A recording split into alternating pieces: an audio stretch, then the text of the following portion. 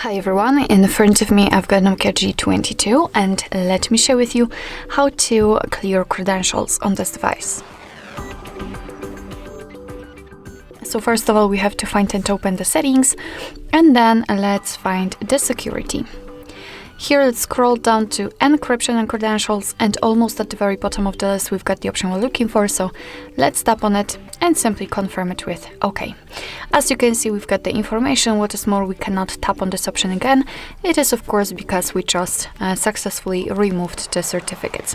Be aware that if you've got any kind of screen lock reset, your device will probably ask you to enter it in order to confirm the whole step. Alright, so basically that's all. This is how to remove certificates in your NOKIA G22.